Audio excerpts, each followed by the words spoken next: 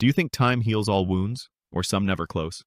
3 days before Thanksgiving, while I was halfway through reheating some bland office leftovers and trying to answer a client's passive-aggressive email, I got a message from my younger brother, Caleb.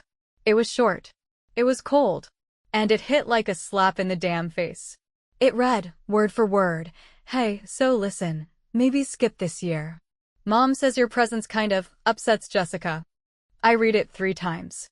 Not because I didn't understand it, but because I couldn't believe someone had the nerve to send it. Caleb, my own brother, the one I loaned $2,000 to last spring so he could get back on his feet after quitting his third job in under 2 years, was casually suggesting I skip the one holiday we'd all celebrated together every year since I was old enough to hold a paper plate. And the reason? My presence upsets my sister Jessica. No details. No phone call. No, "Hey, can we talk about something?" Just a vague, passive-aggressive brush-off, as if I was some toxic ex showing up uninvited to a dinner party. As if I hadn't helped raise both of them when our dad left. As if I hadn't been the one who handled Mom's hospital bills when her insurance dropped her back in 2019. As if I hadn't, just 3 months ago, paid Jessica's entire grocery bill when her EBT didn't reload and her boyfriend was, once again, between jobs. I sat there at my desk, my half-warm lasagna forgotten, heart pounding with a mix of anger, disbelief, and that quiet, aching hurt you don't want to admit you still feel once you're over 40. But it was there. Because being told you're not welcome by your own family? That doesn't just sting. It scrapes. And here's where it gets even better. I wasn't just another guest at the table. I was the one who brought the goddamn tablecloths. The one who organized the food assignments on that stupid shared Google sheet. The one who, every single year, paid for the turkey because Mom's Social Security didn't cover extras and Caleb always forgot to Venmo his part. I was the silent backbone, the invisible organizer, the person who smiled through every backhanded comment Jessica threw my way, every snide little, "Well, not all of us want to be alone forever" line she lobbed between bites of stuffing. But this was different. This wasn't a side-eye at dinner or a guilt trip about my tone. This was a choice. A deliberate act of exclusion. And I'm not naive, I know when a group chat's been happening without me. I could feel it. The coordinated quiet, the weird shift in tone the last few weeks. There had been hints, little things. Mom replying late to my texts. Caleb being weirdly vague about holiday plans. Even Jessica had gone radio silent, which was unusual only because she usually texted me whenever she wanted something, like when she wanted to add Showtime to the Hulu account I was paying for. So when Caleb sent that text, I didn't ask questions. I didn't argue. I didn't beg for a place at the table I helped build. I just sat there, stunned, trying to process the twisted logic that I somehow deserved to be cut out for making someone uncomfortable. And you know what? I didn't even cry. That surprised me. I didn't break down, didn't pace around the office in a fury. I just felt this quiet, cold shift in my gut, like something settled, something clicked, like the part of me that had always kept the peace finally decided it was done. Because here's the part they always forget. I may be the oldest sibling, I may be the most stable, but I also remember everything. I remember the years I scraped by working 2 jobs while Jessica bounced between art school and yoga retreats. I remember covering Caleb's rent the month he got evicted for throwing parties while his toddler daughter was upstairs asleep. I remember when Mom asked me not to bring up the time Jessica crashed my car because she felt bad enough already. And I remember every time I bit my tongue for the sake of family. So I decided quietly, calmly, and very, very clearly that if I wasn't welcome at Thanksgiving, then maybe it was time to stop being so damn useful. That night, I opened my laptop, logged into every account I'd ever generously, foolishly shared, and started flipping switches. Netflix? Signed out of all devices. Password changed. Hulu? Gone. HBO Max, Disney Plus Prime? Bye-bye. I paused the Instacart account I'd linked to Mom's zip code. I canceled the grocery credit autoload I set up for Jessica's kids on the family account. Yes, I had been doing that every month, quietly and without applause. I deleted Caleb's gas card from my rewards app. And you know what? It felt good. Not explosive or dramatic, just clean. But I wasn't petty. I didn't text anyone. I didn't throw a tantrum. I didn't even mention it. I just turned off the faucet. And let me tell you, when people are used to drinking from a well they never had to dig, they don't notice it until it runs dry. By morning, I had 4 missed calls from Caleb, 2 from Jessica, and a text from Mom that said, "Honey, did something happen to the accounts? I can't log into Prime to finish my show. No mention of Thanksgiving. No mention of the exclusion." Just a slow, creeping realization that maybe, just maybe, they'd messed with the wrong sister. But I didn't reply. Not yet. And now, I have a question, because I think a lot of you out there know exactly what this feels like. Have you ever been the one who gave everything to your family, only to find out they'd drop you the second you stopped being convenient? If so, I think you'll want to hear what happened next. Because cutting them off? That was just the beginning. I didn't grow up thinking I was the problem, not right away at least. When we were kids, Jessica used to follow me around the house like a shadow, mimicking everything I did, whether it was trying to braid her hair the same way I did mine or begging Mom to let her wear lip gloss the first time she saw it on me. She was younger by 4 years, and for a while, that age gap meant I could protect her, teach her, and when it came to our chaotic home, shield her from the brunt of Dad's temper or Mom's exhaustion. But the thing about younger siblings is, sometimes the admiration curdles into something meaner when they grow up and realize they can't catch up to you, no matter how hard they try. And for Jessica, it curdled early and sharp. The shift was subtle at first. I think I was maybe 17 when I started noticing how she'd try to rewrite things in her favor, how suddenly she'd be telling people I was bossy or controlling if I so much as reminded her to do her chores. By the time I was 22 and working 2 jobs to get through school while still coming home to help with the house, Jessica was already deep into her free spirit phase, which mostly consisted of flunking community college, dating older guys who called themselves entrepreneurs, and acting like every act of irresponsibility was some kind of rebellion against a world that hadn't even given her any rules yet. Still, I kept trying. I kept paying for her books when she said she couldn't afford them. I kept picking her up from bars when she got stranded with no ride and too much pride to call Mom. I kept being the one who showed up. But when Jessica had her first kid at 23 and moved back in with Mom, temporarily, I started to feel it. That strange, heavy resentment that came from watching someone get praise for surviving the consequences they created, while I was expected to keep quietly succeeding without complaint. I was the one with the steady job, the emergency fund, the paid-off car. I was the one who brought diapers over when her boyfriend skipped town, who sat on the floor with my niece while Jessica locked herself in the bedroom to rest. And still, at every turn, I was met with this passive disdain, this low-grade hostility like I had somehow made her feel smaller just by staying afloat. Over the years, I became the silent fallback plan. When Caleb couldn't keep a job, he came to me for help with his resume. When Jessica got her electricity cut off, it was me wiring the money to get it back on before the kids got home. And every time I stepped up, there was this part of me that hoped, stupidly, naively, that maybe, just once, I'd be met with gratitude or even acknowledgement that I was carrying more than my share. But Jessica always found a way to twist it. She'd laugh and say things like, "Well, not all of us want to live like a nun," or "must be nice having no kids and no life," like my stability was some kind of failure. And Mom? She'd sit there and nod, sometimes chuckling, never defending me, always trying to keep the peace by pretending I could take a little teasing.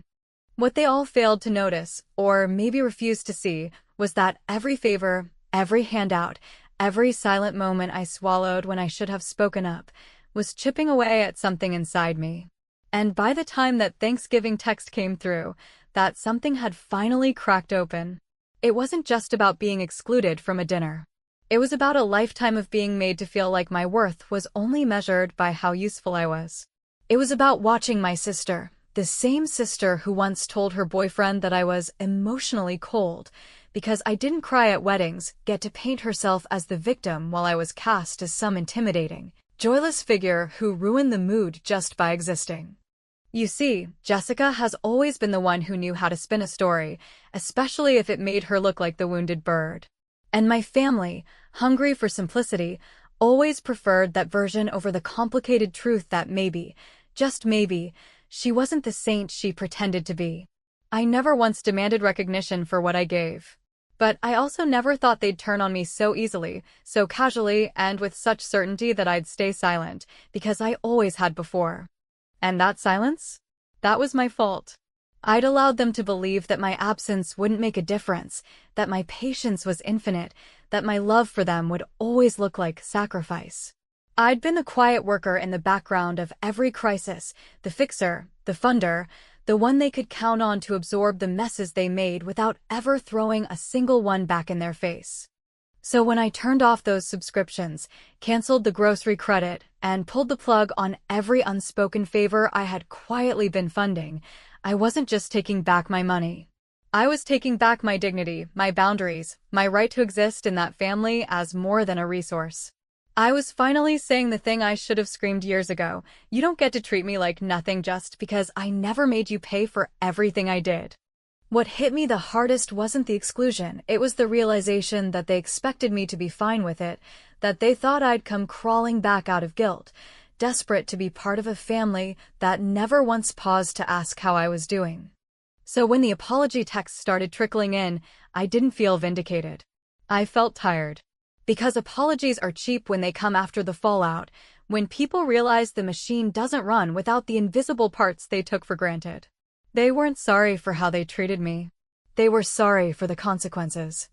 And I knew deep in my bones that this wasn't over yet. Because when people who depend on you start losing their access, they don't reflect. They retaliate. They start to circle the wagons. They find new ways to twist the narrative. And if I had learned anything from the past, it was that Jessica wasn't the type to let go of control without dragging someone through the mud first. I just didn't know how far she was willing to go. Not yet. But I was about to find out. The strange thing about pulling away from people who fed on your reliability for years is that they don't notice it at first, not because you were unimportant, but because your presence was so constant, so ingrained in the rhythm of their lives, that the thought of you not showing up doesn't even register until the walls start creaking and no one's there to patch the cracks. And that's exactly what happened after I cut the cords quietly, methodically, and without warning, because I knew the only way they'd feel the weight of my absence was through inconvenience, the kind that stings not in the heart, but in the day-to-day disruption of comfort.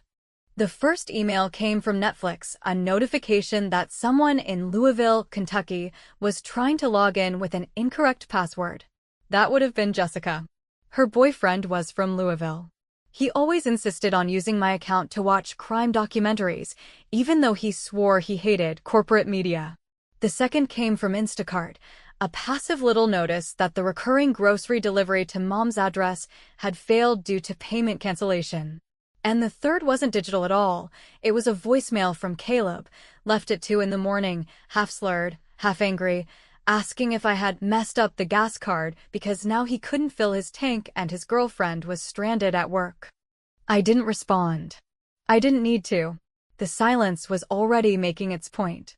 And yet, the beauty of watching entitlement unravel is in how predictably desperate people become when their support system suddenly grows a spine. First came the confusion, texts that read like puzzled inquiries from people who weren't sure if they'd done something wrong or if maybe the technology just glitched. Mom texted, asking if there was an issue with that food app, as if the problem was on their end. Jessica sent a message that simply said, "Hey, did you change the Hulu password?" The kids are freaking out. No greeting. No apology. Just the familiar expectation that I would explain myself. And when I didn't, when I continued to offer nothing but radio silence, the confusion shifted to offense. Jessica's next message wasn't even veiled. She accused me of being childish, said she didn't expect this kind of behavior from someone who claims to be mature and put together. She said the kids, her kids, were innocent in all this, and that I was punishing them for adult problems. That message was followed by another from Caleb, who suddenly remembered how to string together a complete sentence when he demanded to know why I was acting like some cold-hearted dictator over a holiday misunderstanding. A misunderstanding. That's what they were calling it now. What struck me, though, more than their lack of remorse, was their complete disinterest in acknowledging the root of the issue. Not one of them asked why I was upset. Not one of them brought up Thanksgiving. They were more focused on the disappearance of my financial support than the insult that sparked it. Because the truth is, they never saw what they did as a betrayal, they saw it as a choice they were entitled to make, without consequence. And now that there were consequences, they scrambled to pretend it was just some communication error, some hiccup in the system, instead of facing the uncomfortable reality that I'd finally decided I was done being their safety net. The more I ignored them, the louder they got. Mom left a long voicemail, soft-spoken, guilt-laced, reminding me of all we've been through as a family and gently suggesting that I was overreacting. She didn't mention Jessica's request to have me excluded. She didn't say my name in anger. She just used that tone, the one that said, "You're making things harder than they need to be," without ever admitting she played a part. But I didn't call her back. I didn't explain myself. I'd explained myself for 20 years, and nothing ever changed. And maybe that's the part that hit me hardest, realizing how much I'd allowed this cycle to continue because I was afraid of being the one to break it. For so long, I thought keeping the peace meant keeping the family together. But peace, if it requires your silence in the face of mistreatment, isn't peace at all. It's servitude dressed in polite language. Still, there was one message that caught me off guard, not because it was kind, but because it was clever in the way only Jessica could manage when she felt her position slipping. She wrote, "Wow. You really pulled the plug on everything. Hope it feels good, punishing your family. I guess money really does buy power. Congrats on proving you never cared about us unless you were in control." That one stung, not because it was true, but because it was a projection of everything she feared I'd finally realized. That for years, they'd mistaken my generosity for submission. That they'd relied on my guilt, on my need to feel useful, on my craving for familial connection as a leash. And now, untethered, they were flailing, not because they missed me, but because they missed the life I made easier. There's a moment when you start pulling back from people you love that feels like a kind of death. Not theirs, yours. It's the morning of a role you no longer want to play, the identity of the dependable one, the fixer, the one who always shows up, slipping through your fingers like an old skin you didn't know you'd outgrown. And it's lonely. God, is it lonely. But it's also liberating in a way that silence and sacrifice never are. By the end of the week, the messages started slowing down. The accusations turned into questions. Jessica stopped texting. Caleb sent a Venmo request, $10 for gas, which I declined without a word. And I knew what was coming next. Not understanding. Not remorse. Manipulation. Because when people lose access, they either evolve or they escalate. And Jessica? She was never one to evolve. She always chose war. It started with the kind of message that, on the surface, reads like an olive branch, but beneath the politeness and the passive punctuation, is soaked in manipulation so familiar it almost lulled me into a false sense of obligation. Jessica sent it early Monday morning at 6:15, right around the time she used to text me grocery lists before I'd place the weekly Instacart order, and though this one didn't include coupons or cereal brands, it carried the same demanding undertone wrapped in sweetness. She wrote, "Hey, I've been thinking. Maybe we all let things get out of hand. The kids miss you. I'm sorry if things were misunderstood. Can we talk? Not I'm sorry for asking them to exclude you. Not I regret how I handled Thanksgiving." Just a vague gesture toward the idea of shared blame, as if her cruelty had been some unfortunate miscommunication, like a dropped call or a bad signal, rather than a deliberate act that told me, without question, I wasn't wanted. That text, that small offering of forced humility, didn't come from a place of reconciliation. It came from disruption, from the realization that the absence of my contributions was finally being felt in ways she couldn't control or spin. And that's when it became clear to me, people like Jessica don't apologize when they hurt you. They apologize when the loss of you becomes inconvenient. Of course, she didn't stop there.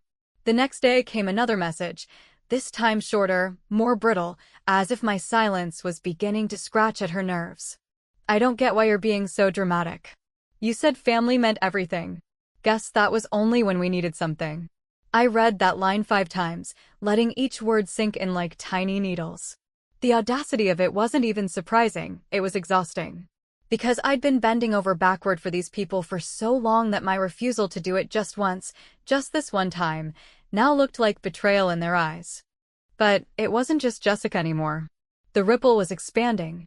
I received a long email from my niece, Jessica's oldest daughter, Madison, who, at 18, had learned early how to straddle the tightrope between mimicking her mother and quietly resisting her influence.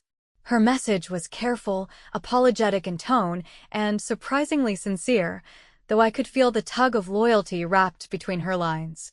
She wrote about how she didn't know what exactly had happened, that she'd only overheard pieces of things, mostly whispered arguments between her mom and my grandmother over the phone, and that whatever I was feeling, she hoped I knew that she missed me, that she still wanted me in her life. There was no manipulation in her words, only confusion, and the kind of guilt children feel when the adults around them set fire to bridges without thinking who's standing in the smoke. Reading her email, I felt something crack open again, but it wasn't weakness. It wasn't an urge to forgive and forget. It was grief for the years I'd spent trying to keep this family from falling apart with duct tape and bank transfers, for the time I'd wasted explaining myself to people who only listened when they needed something, and for the niece who might have to grow up learning the same patterns of silence and survival if someone didn't show her another way. Still, I didn't reply, not yet. Because replying meant stepping back into the arena, and I wasn't ready to fight the same battles with people who had already written the narrative without me. And besides, something about the timing of it all felt off. The apologies weren't organic. They weren't born of understanding or reflection. They were coordinated, even if subconsciously, and the real reason behind them felt like it was still hiding in the shadows. Then, 2 days later, the phone call came not from Jessica, not from Caleb, not even from Mom, but from an old friend of the family, someone I hadn't spoken to in months, someone who had no reason to be involved unless someone had dragged them into the middle of it. She called in the middle of my lunch break, voice low, unsure if she was doing the right thing, but she told me she felt like I deserved to know something, that Jessica had been talking. Not just venting, not just expressing frustration, but actively building a version of the story where I had cut off support as punishment, where I was emotionally unstable, and, in her words, trying to manipulate the family through money. I remember staring out the window of my office, watching the wind pull at the bare branches of the trees across the parking lot, feeling a strange calm settle over me, not because I was okay, but because finally, it all made sense. The apologies weren't about repair. They were about control. Jessica wasn't sorry. She was scared that the version of her she'd sold to everyone was starting to crack, that the foundation she'd built on my quiet compliance was beginning to collapse, and now she was scrambling to rewrite the story before anyone else could see the truth. She didn't want reconciliation. She wanted reinforcements. And that realization hit harder than any insult she could have thrown at me. Because while I'd been sitting here questioning whether I was being too harsh, too distant, too unyielding, she had already made up her mind. She had already weaponized the narrative. And that meant everything that came after, from the apologies to the manipulations, wasn't about healing. It was about regaining leverage. That night, I sat at my kitchen table, surrounded by bills I no longer had to cover, grocery receipts I no longer needed to review, and bank alerts that were, for once, only mine. I didn't cry. I didn't rage. I just breathed for what felt like the first time in years, and thought about all the people who had been part of my life only so long as I kept giving. And I realized that if this was what family looked like when you stopped being useful, then maybe the most loving thing I could do, for myself, and maybe even for Madison, was to stay away. Because this story? It wasn't just about Thanksgiving anymore. It was about the truth that had been simmering beneath everything for years, the truth I had been too afraid to name. And as that truth rose to the surface, I knew something else was coming, something Jessica had been hiding all along. And when I finally found out what it wasn't just disappointing. It was unforgivable. There are moments in life when the truth doesn't crash down in a dramatic spectacle, when it doesn't arrive with shouting or confrontation or some grand reveal. It just drips into your awareness, slow and steady, until the weight of it is impossible to ignore. Until it wraps around your chest like a vice and forces you to look back through the years with new eyes, seeing all the little signs you missed, all the warnings you dismissed as unimportant, because to acknowledge them back then would've meant admitting that the love you gave was never truly returned the way you deserved. And for me, that moment came not from Jessica herself, not through any sudden admission or attempt at honesty, but from a conversation I never expected to have, one I didn't seek out. One that fell into my lap when I was no longer hoping for clarity, just distance. It happened the weekend after the apology messages stopped. The silence had returned, but it wasn't peaceful. It felt like the eye of a storm, that eerie calm where everything is holding its breath before the next hit. I had started to settle into the absence, finding small, surprising moments of freedom, like not having to triple-check my bank transactions for shared charges, or not fielding passive-aggressive requests disguised as updates on how tight things are this month. I had begun to relearn the shape of my own life when it wasn't constantly being twisted to fit other people's needs. And then I got the call from Madison again, but this time, her voice was different. She didn't sound cautious or apologetic. She sounded shaken, like something had finally snapped inside her that she could no longer pretend wasn't happening. She told me she had overheard an argument between Jessica and their mother, my mother, in which my name came up again, not as the absent sister, not as the estranged daughter, but as a threat. Jessica, in her signature spiral, had started ranting about how I always get everything, how I was Mom's favorite, how I made her look like a failure. None of that surprised me, not really. What did surprise me, what made my stomach turn cold, was what Madison said next. That the real reason I wasn't invited to Thanksgiving, the real push to exclude me, hadn't been just about tension or bad energy, as they'd tried to frame it. It had been about shame, jealousy, and more than anything, fear. Fear of what might come out if I was there. Because, apparently, Jessica had been hiding something big. Something that involved money. And more specifically, money that had been funneled through accounts tied to my name. At first, it didn't click. I thought maybe Madison misunderstood, maybe she was just emotional, maybe she had heard bits and pieces and stitched them together wrong. But she insisted she'd seen paperwork, documents her mother had tried to shred, emails she wasn't supposed to read, things that referenced a joint application, a shared cosigner. And the more she spoke, the more it became horrifyingly clear Jessica had taken out a line of credit in my name. Not recently, not as some sudden act of desperation, but years ago, quietly, deceptively, while I was helping her apply for a car loan. At the time, I'd offered to co-sign, but only for the auto financing, and I made her promise she wouldn't do anything else without telling me. I trusted her. I believed that, at the very least, she wouldn't forge my information. But she had. According to Madison, that credit had been used and maxed on a combination of household expenses, furniture, and, most infuriating of all, a trip to Florida last summer that I was told had been covered by a friend. I remember Jessica sending me beach photos from that trip, captioned with jokes about finally catching a break, and I remember thinking, even then, that something felt off, but I pushed it down, because questioning her always led to explosions. And now I knew why she didn't want me at that Thanksgiving table, because if I had been there, if I had asked one wrong question, if I had so much as hinted at checking my credit statements for any reason, the carefully constructed dam of lies she'd built would have started to crack in front of everyone. The betrayal was so staggering, so layered, that I couldn't even bring myself to be angry at first. I just sat there, listening to Madison breathe on the other end of the line, realizing that the sister I had defended, supported, and sacrificed for had crossed a line that most people don't come back from. It wasn't just about family dynamics anymore. It wasn't about bruised pride or competing personalities. This was theft. This was fraud. And worst of all, it was deliberate. Jessica hadn't just used me. She had built her life around my silence, around the assumption that I would never push back hard enough to expose her. And for a long time, she was right.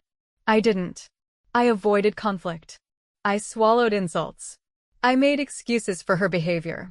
But not anymore. I didn't confront her. I didn't give her the chance to spin it or cry or claim confusion.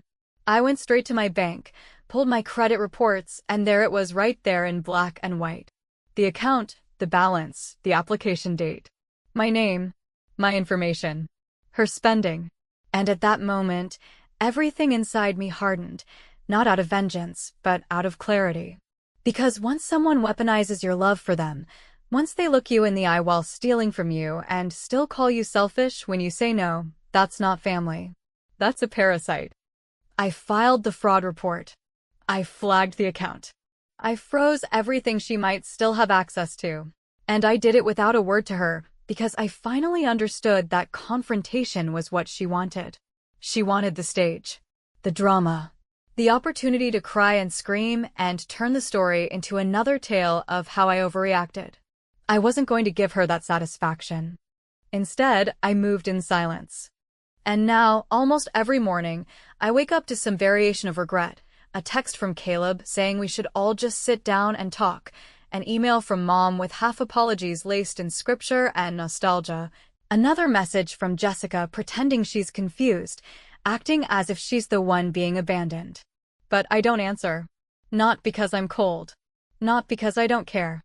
But because I've finally accepted that some bridges burn best when you don't stand there holding the matches, explaining why you lit them. What they don't understand, what they might never understand, is that it wasn't the exclusion that changed everything. It wasn't Thanksgiving. It wasn't the canceled subscriptions or the silence. It was the realization that I had been trying to earn a seat at a table that was never set for me in the first place. And maybe, just maybe, I'm better off eating alone. Because sometimes, the real betrayal isn't what they did. It's how long you waited, hoping they wouldn't.